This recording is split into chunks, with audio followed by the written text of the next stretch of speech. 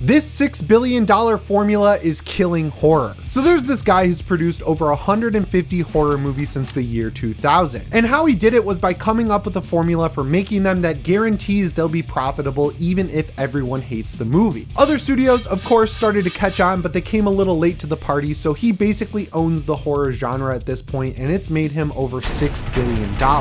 But that formula for how successful it is might be killing the genre it revolutionized. The guy I'm talking about is none other than Jason Blum, and no matter how you feel about his movies, he is definitely a real one.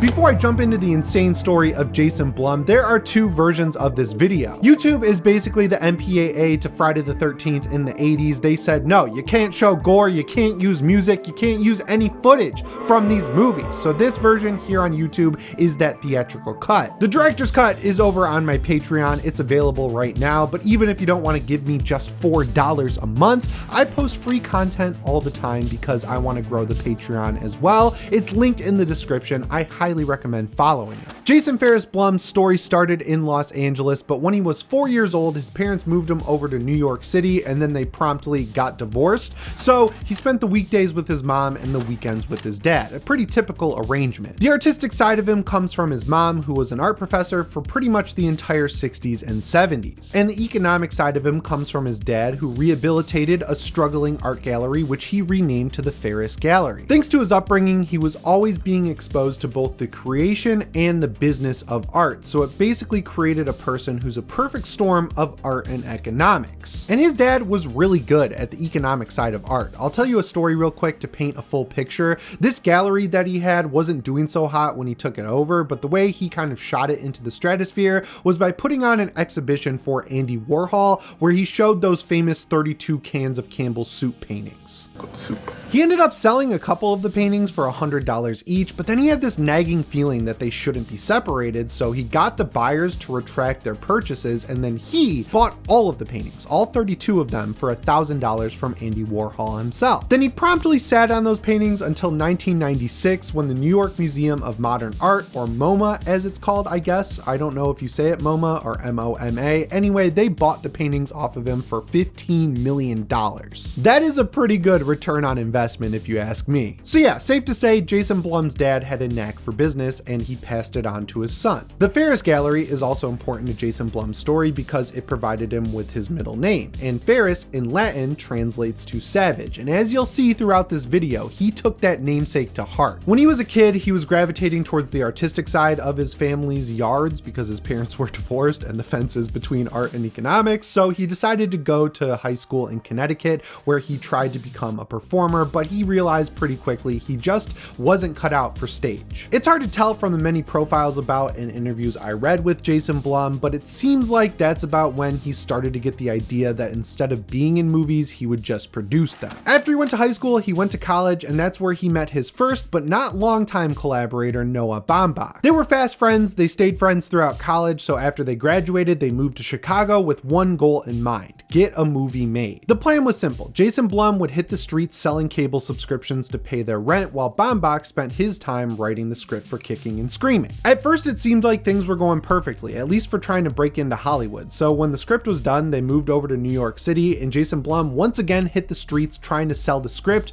with a handwritten endorsement from Steve Martin, who was a buddy of his dad's, and he was actually able to land some financiers for the movie. And as you can probably imagine, he was stoked. He was fresh out of college, he just sold a script, it seemed like things were going excellent for him, and he was about to walk through the doors into the Hollywood movie industry. But of course, things were too good to be true. As it turned out, at the last second, Baumbach and the financiers went behind Jason Blum's back and cut him out of the project entirely. So despite the fact that he got a consolatory associate producer credit on the finished product, he took this really personally. And I would take that really personally as well. I'm just being real. I would hold a pretty deep grudge if my best friend, who I helped get his script sold, cut me out at the last second to take all the credit. It's pretty whack. It wasn't all bad news though, thankfully for Jason Blum Blum's career because when he was out on the streets trying to sell this script, he ended up meeting another good friend and longtime collaborator named Ethan Hawke, who I'm sure you know. The meeting was both good and bad because, you know, Jason Blum wanted Ethan Hawke to be in Kicking and Screaming. Ethan Hawke didn't want to be in that movie, but he really liked Jason Blum, so he said, hey,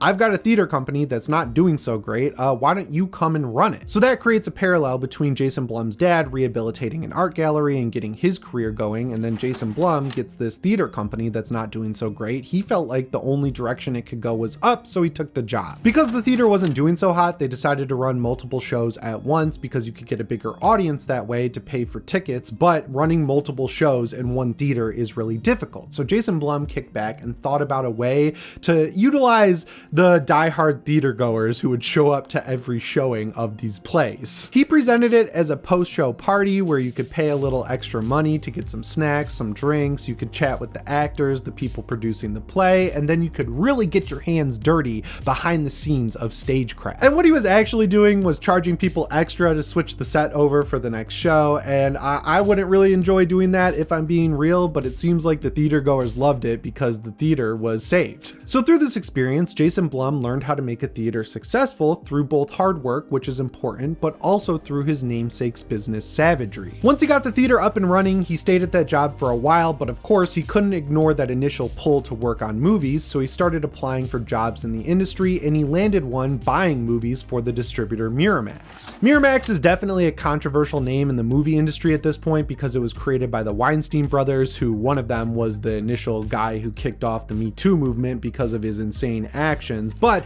back then they were huge. They were putting out incredible movies like Pulp Fiction, Clerks, Scream, pretty much every late stage Halloween movie. The list goes on and on. They made a lot of money making some really good movies. And you know when you catch on to a filmmaker or someone who works in the movie industry and you see they worked for Miramax at some point and your heart kind of skips a beat because you're like, oh God, what did they know? It's not really something you have to worry about with Jason Blum because he has always famously hated Harvey Weinstein. And the reason for that is because for the entire time he worked at Miramax, he worked under Harvey Weinstein, and apparently he was just a grade A to him and made his life a living hell. He's pretty open about the 4 years that he worked there, and he talks about it like it was grueling, it pushed him down into the dirt, but it also honed that sense of savagery, which is good, and I am going to keep saying that throughout this video, and it also really made him realize he did not want to be a studio executive. The biggest reason is that if you're an executive, it keeps you away from the actual filmmaking process, which he does have an appreciation for. Again, he got that from his mom being an art teacher and an appreciator of the arts. So he thought about it for a while, and what he ultimately landed on was becoming an independent producer. The biggest difference between an executive and an independent producer, besides the amount of money they make at the end of the day, is that the executive kind of just writes checks and then kicks back, waits for the project to come out, and then hopefully they make a big return on that initial investment. And if they're repeatedly successful, they build up this huge pile of money that they can then fall back on if one of their movies bombs. These days, that safety net is shrinking at a rapid rate because movies are costing like $500 million to make, and people are a lot more picky now than they were in the 80s and 90s about going to the actual movie theater to see them. So now a big enough failure can basically bankrupt your studio. It's essentially what Warner Brothers is currently going through with their DC movies like Blue Beetle,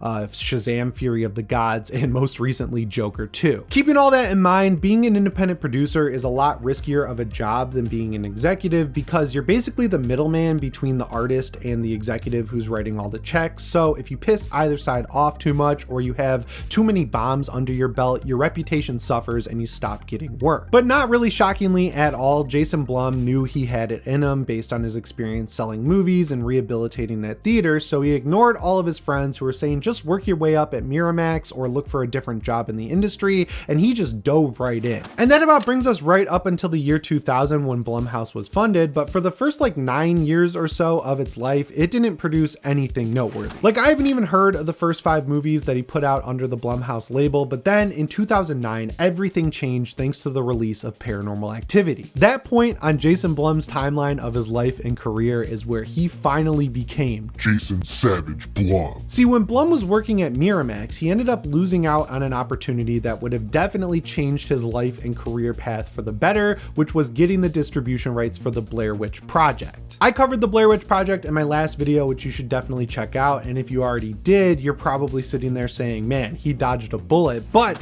that movie is a great example of something made by a very few people for almost no money that then comes out, makes a ton of money, changes a genre forever, and creates a subgenre within it. And when a movie does that, it basically guarantees it'll spawn a mega profitable franchise regardless of the sequel's quality. And the Blair Witch Project is the perfect example of that type of movie because it was dirt cheap, it was mega profitable, and of course it was perfectly marketed. Missing out on an opportunity like that would be terrible for anyone whose job it was to acquire horror movies, but it really f***ed with Jason Blum for a long time after it happened because he was specifically trying to make a name acquiring horror movies. So when Paranormal Activity came across his desk, it felt like divine intervention to him because it was the extremely rare opportunity to get a second chance in the movie industry, and it really felt like he could put lightning back in the bottle and make it strike twice. Like, those two movies were made pretty much the exact same way. They were dirt cheap, they were shot over the course of a week, and the actors had to improvise 90% of the dialogue because they were only given suggestions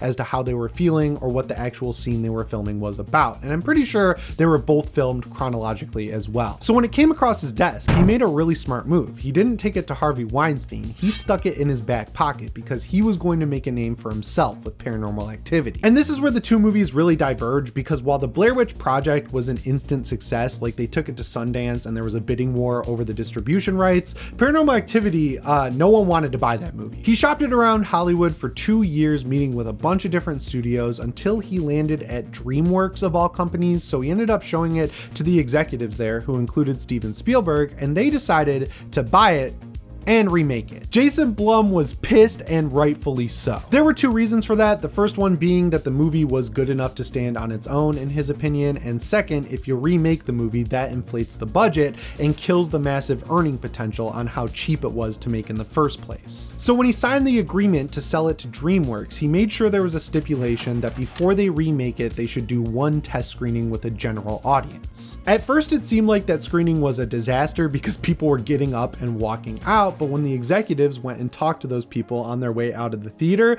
they realized that they weren't leaving because the movie was bad. They were leaving because the movie was scaring the ever-loving shit out of them. So they decided not to remake the movie. They walked upstairs and said, "Hey Paramount, can we have some money?" Paramount was like, "Sure, here's $350K," and they bought the distribution rights for Paranormal Activity. And that was a really good deal for them because the Blair Witch Project sold for $1.1 million. They got off with $350K, and they also got distribution rights for the first movie, but all and any sequels that came after. So they released the movie, they made $200 million with it, and the running theme of the channel returns: when you have a movie do that well, it always generates a franchise. I feel like up until recently at least, every generation has had a horror franchise they could rely on. Teens in the 80s had it the best with Halloween, Friday the 13th, A Nightmare on Elm Street, and a plethora of other slasher movies. Teens in the 90s had it worse for sure because they put out so many slashers in the 80s, but they did have Scream and Scream 2 right at the tail end in 96 and 97. And then you have my generation, the kids who were born in the 90s but became teenagers in the 2000s. We got lucky because we had two massive franchises that released movies every year for a while. We had Saw and Paranormal Activity. And if you're watching this video, I'm assuming you're around my age, so early 30s.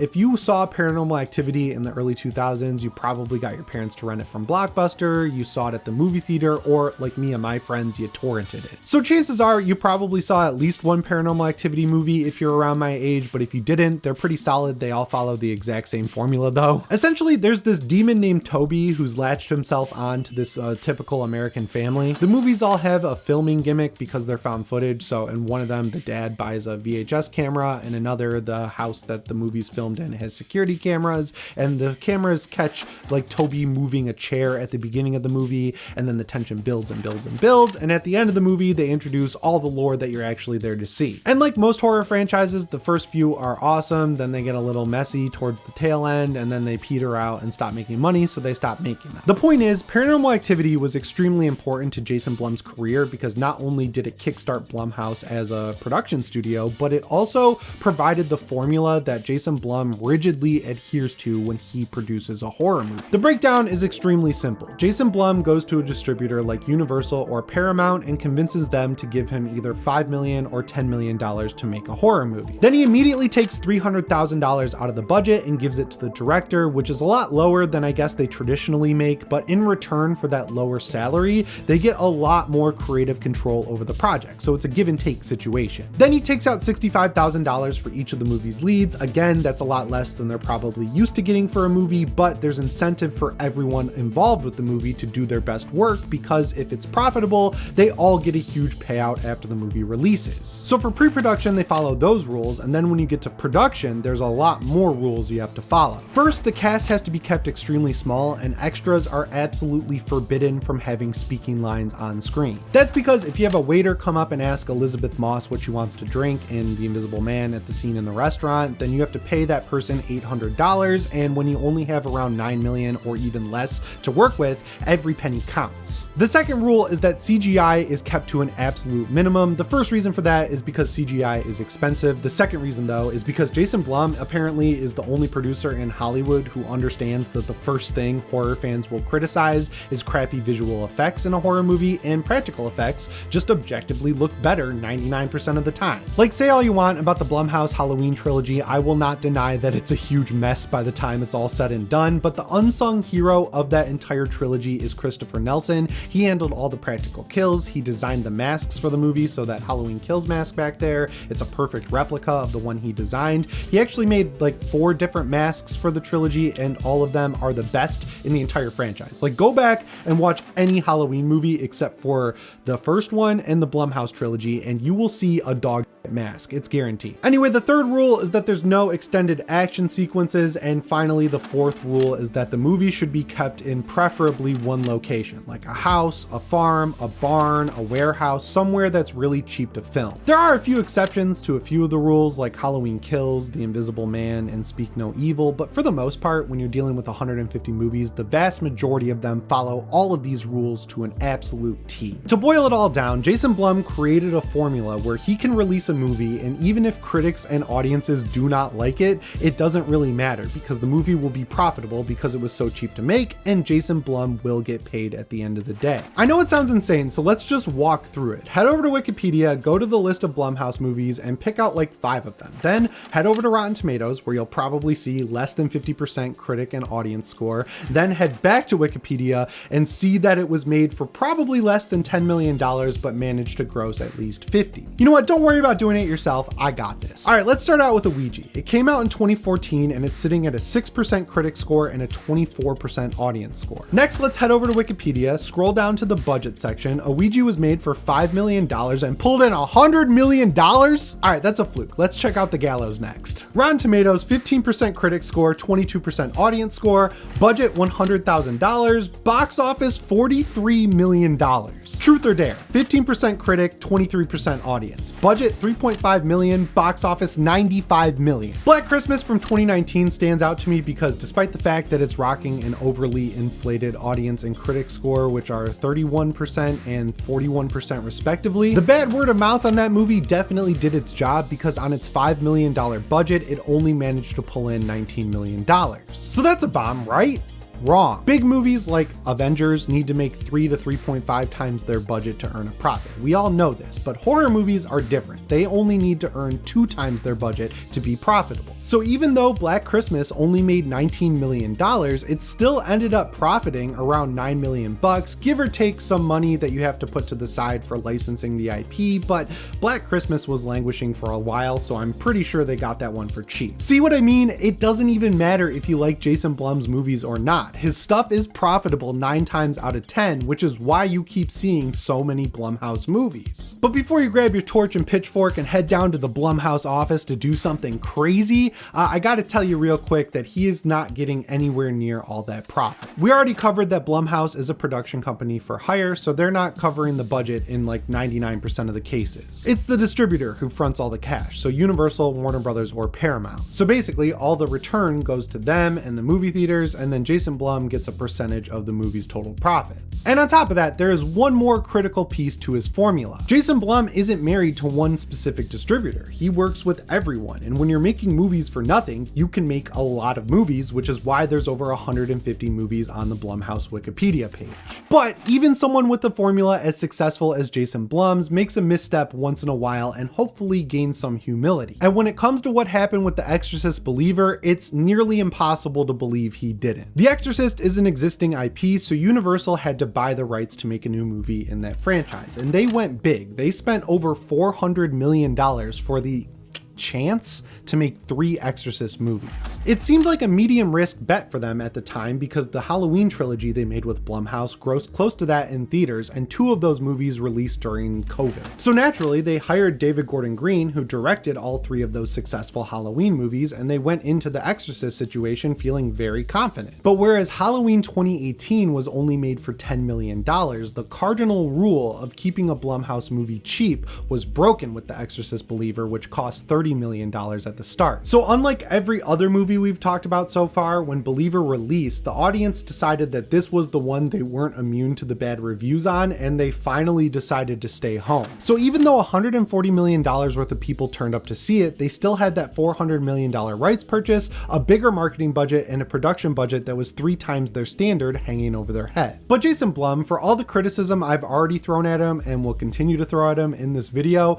knows how to take a hit and pivot. So instead of doing a whole trilogy in this timeline, he decided to scrap the plans for the other 2 movies and hire Mike Flanagan to reboot the entire thing once again, and he worked with him before on a Ouija Origin of Evil, which ultimately redeemed that crappy franchise, so I think that was a pretty smart move. So with all that in mind, it seems like Jason Blum came in at the last second and saved the Exorcist trilogy for Universal, who's contractually obligated to put out 2 more movies. But the timing couldn't be worse for Jason Blum's formula to stumble, because it's really being put to the test right now. You probably caught on to this throughout the video, but people just are not going to the movie theater right now. Big movies like Furiosa, Abigail, Joker 2, and The Fall Guy are all coming out and absolutely bombing at the box office. But at least for right now, Jason Blum seems to be immune to this box office turn, because all the movies they released this year, like Speak No Evil, Night Swim, and Imaginary, were extremely profitable. And that's alongside other horror movies that finally got a chance to bask in the sun throughout the entire year without being surrounded by 15 other MCU movies. Stuff like Longlegs, A Quiet Place Day 1, The First Omen, The Strangers Chapter 1, and Terrifier 3 all came out and did incredibly well, so it seems like horror is at least somewhat immune to the slow, agonizing death of the movie theater. Now look, I understand that a lot of hardcore horror fans do not like Blumhouse for a variety of extremely valid reasons. But if I'm being real, Blumhouse movies don't really bother me, because at the very least they act as a gateway for normal people to get into the horror genre. So if they see a Blumhouse movie and they don't like it, maybe they'll be inspired to go home and look up a better Blumhouse movie or watch one from another producer or distributor. And that ultimately helps the genre grow, which gets people more interested in it, which makes them go on YouTube and click on a Real Ones video and learn all about Jason Blum. It's a win-win for everyone, including me. And thankfully, it seems like we're getting to a point where other producers are figuring out their own formulas, because Neon has been absolutely killing it. Like, they took the throne from A24 this year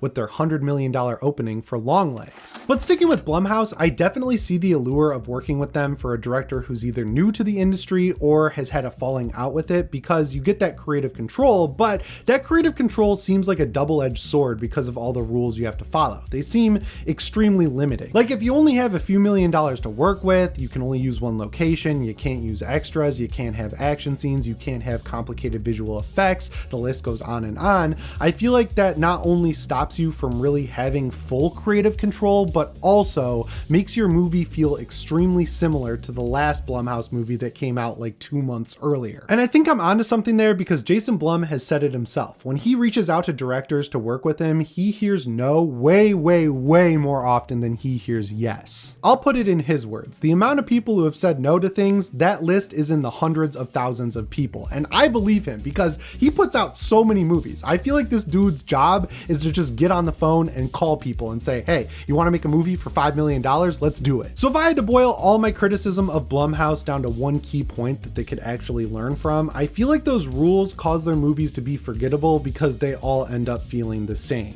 And on top of Jason Blum flooding the market with largely mediocrity, Hollywood, we all know, has no originality anymore, so when they see something work, they replicate it. So that's how you end up with movies like Slender Man, Tarot, The Strangers Chapter 1, you know, movies that feel like Blumhouse movies but are not Blumhouse movies. So knowing all that, I'm really curious how long his formula is going to remain as bulletproof as it has up until this point. People are a lot smarter than most people give them credit for. At the very least, they recognize patterns. So if you see the same thing over and over again, you're gonna start to get sick of it. And that's evidenced throughout the history of movies with the fall of 80s action movies, westerns, Star Wars, the MCU, the DCEU, comedies. Like, there are no comedies anymore. The point I'm making is you really can have too much of a good thing. But Jason Blum, as I hopefully displayed in this video, is an innovator. He doesn't just do the same thing forever. He's okay to pivot when he needs to. And it really does seem like we're in the middle of one of those pivots, because in January of this year, 2024,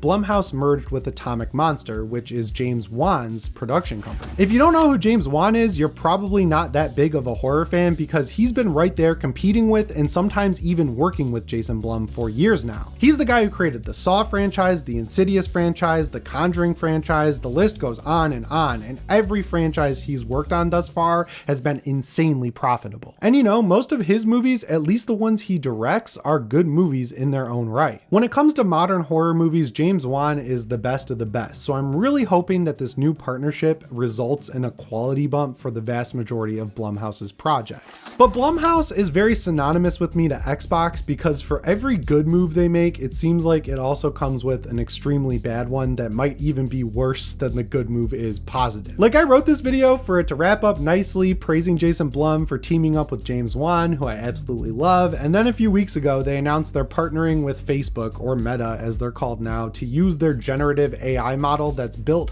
specifically to do visual effects for movies. They banded together some of the filmmakers they've worked with over the years and gave them all this generative AI model and said, hey, go make a short film. The first one to come out is called I-H-8 AI, so I hate AI. It does the all lowercase thing, and it is so bad that I H8 that short.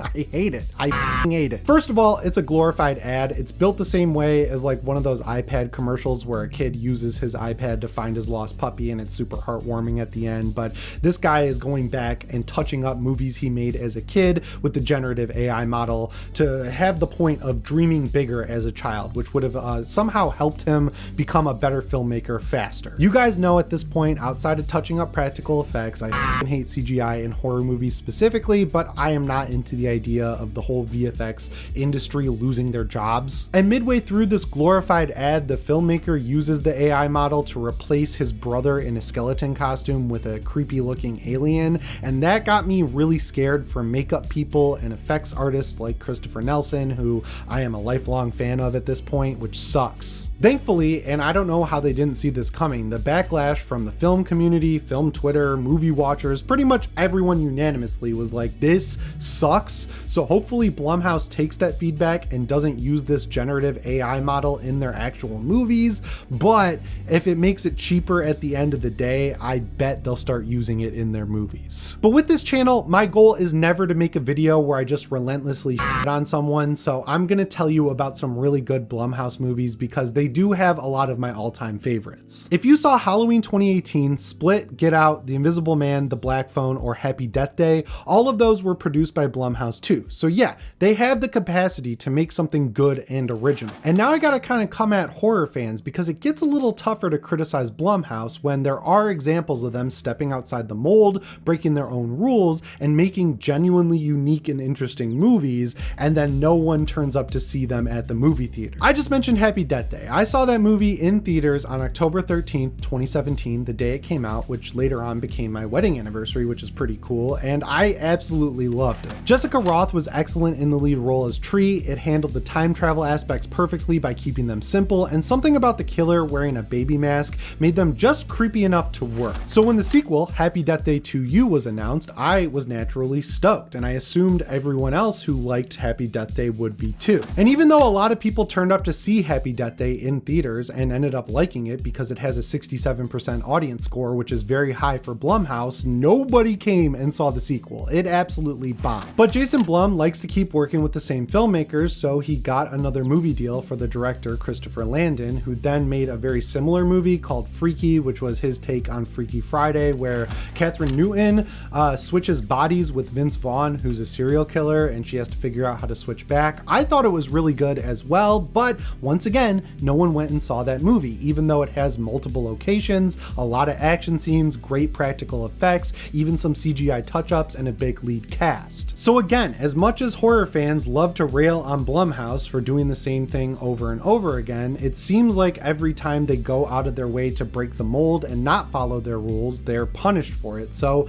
I can't really blame Jason Blum for continuing to follow that same exact formula because it works. I'm not going to let him completely off the hook though. I think he's a little too cautious, especially considering how many movies he makes and how much money they end up making. When you got a track record like Jason Blum, I feel like you just got to go a little bit farther outside your wheelhouse a little bit more often than he traditionally does. You know what I'm saying? And that contributes to what I think is the biggest problem with Blumhouse, that they're this far into their career and they still get distributors to fund the vast majority of their movies instead of funding them all by themselves. If I was Jason Blum, I would start taking some pages out of A24 or Neon's book, who are both small, successful distributors, while I also make movies with Universal, Paramount, and Warner Brothers on the side to generate more money to spend on producing my own smaller movies, so you can be profitable all over the map. And to be fair to Jason Blum, it seems like he's kind of heading down that path. They have a lot of other verticals, like they do a lot of TV projects for Netflix, and they also just started Blumhouse Games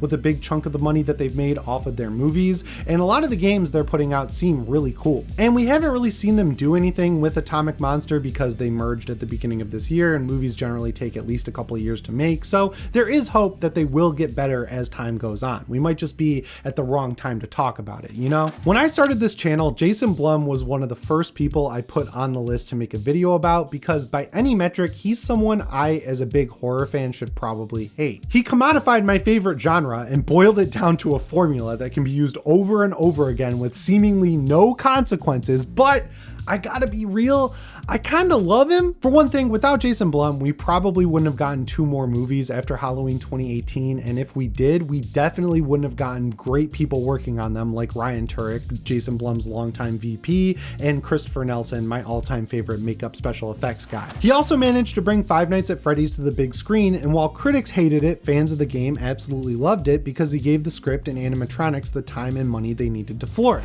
He also deserves 100% of the credit for the comeback of M. Night Shyamalan. He came in and produced The Visit when no one else would touch M. Night Shyamalan with a 10-foot pole, and that resulted in one of M. Night Shyamalan's best movies ever, Split. I watch that every year still. It's incredible. I also have to give him a huge thank you because he made researching these videos for real ones a lot easier thanks to allowing Ryan Turek to make the Shockwaves podcast, which is a podcast that is unfortunately now debunked, but back in the day, at its peak, it would bring on new directors where they would tell stories about making their movies. That Fede Alvarez video you watched last week, a ton of the info came from his Shockwaves episode. And finally, this dude is the most accessible movie producer in the game. He lives on Twitter, he answers fan questions, which I think is cool, and he also provides regular updates on where he's at with movies like Megan 2.0 or the Five Nights at Freddy's sequel. And I think he deserves a lot of credit for that because it's really interesting hearing directly from the producer about what's happening with their movies. So while there's definitely a lot of stuff you can fairly criticize Jason Blum and Blumhouse for, I feel like he also does a lot of good stuff for the horror industry that doesn't get nearly as much credit as it deserves. And at the end of the day, Jason Ferris Blum is an absolute savage when it comes to the business of making horror movies. And that's why he has made so many goddamn movies and so much goddamn money since he started Blumhouse in the year 2000. But yeah, that brings us to the end of the long, number-filled story of how Jason Blum commodified, revolutionized, and also perfected, at least on the money-making side, an entire genre. And with that Atomic Monster merger, I have a strong feeling that we're at the beginning of a potentially really good brand new era of success for Blumhouse, and I'm really excited to see where Jason Blum and James Wan take the horror genre, because as far as movies go in the theater, they're the only ones who have successful systems at this point. Even the MCU has fallen. Things are crazy right now. And for as much criticism as I've thrown at him, I, again, really like Jason Jason Blum. I like a lot of the movies he's produced, and I think he'll be looked back on fondly as someone who really took care of the sandbox he spent his career playing in. But yeah, that about wraps it up for this episode of Real Ones. I hope you enjoyed it. If you really want to help me out, the best thing you can do is subscribe, set your notifications to all, and at least follow my Patreon. You don't got to give me the $4, but if you want to see the director's cut of this video, I highly recommend it. Anyway, guys, that's all I've got for you in this video. As always, my name is Jimmy Champagne. I'll see you in the next one. Thanks for watching, and shape on.